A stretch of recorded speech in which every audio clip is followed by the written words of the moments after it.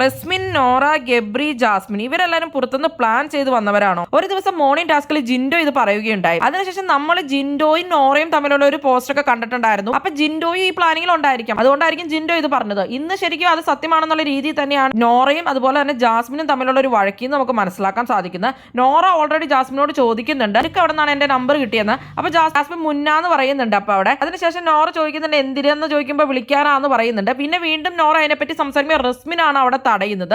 റസ്മിനും ഈ പ്ലാനിങ്ങിലുള്ള ഒരാളാണ്. റസ്മിൻ നോറയോട് പറയുന്നുണ്ട് പുറത്തെ കാര്യങ്ങളൊന്നും സംസാരിക്കാൻ പാടില്ല എന്നുള്ളത്. റസ്മിൻ ശരിക്കും പറഞ്ഞാൽ രണ്ടുപേരുടെ ഇടയിൽ ഇന്ന് പെട്ടു. കാരണം റസ്മിൻ ജാസ്മിനുമായിട്ട് സപ്പോർട്ടുണ്ട്, നോറയുമായിട്ട് സപ്പോർട്ടുണ്ട്. നോറ എപ്പോൾ കരഞ്ഞാലും അല്ലെങ്കിൽ നോറേനാരും വഴക്കിട്ടാലും ഒക്കെ റസ്മിൻ ചോദിക്കാൻ ചെല്ലും, സപ്പോർട്ട് ചെയ്യുകയൊക്കെ ചെയ്യുന്ന ഒരാൾ തന്നെയാണ്. ഇവർ വന്നു കഴിഞ്ഞിട്ട് വളരെ കൂട്ടായിട്ട് തന്നെയാണ് നമ്മൾ കാണുന്നത്. അപ്പൊ ഇവർ പ്ലാൻ ചെയ്ത് വന്നതാണോ എന്ന് ശരിക്കും നമുക്ക് തോന്നിപ്പോകുന്നുണ്ട്. ഇവരൊക്കെ പുറത്തുനിന്ന് ഡിസ്കസ് ചെയ്ത് സെറ്റായിട്ട് തന്നെയാണ് ഇതിൻ്റെ ഉള്ളിൽ വന്നിരിക്കുന്നതിനുള്ള കാര്യം ഉറപ്പ് തന്നെയാണ്. ഇപ്പോൾ ജിൻഡോ ഒരുപാട് നുണ പറയുന്നതുകൊണ്ട് ആളുകൾക്ക് ജിൻഡോ പറയുമ്പോൾ വിശ്വാസം ഉണ്ടായിരുന്നില്ല. പക്ഷെ ഇന്ന് ഇതൊക്കെ കേൾക്കുമ്പോൾ ജിൻഡോ പറഞ്ഞത് സത്യമായിട്ട് തന്നെയാണ് തോന്നുന്നത്. ഇവരുടെയൊക്കെ പ്രകടനം കാണുമ്പോൾ നിങ്ങൾക്ക് എന്താണ് തോന്നുന്നത്? ഇവർ ഫുൾ പ്ലാനിങ്ങിൽ വന്നിരിക്കുന്നവരാണോ?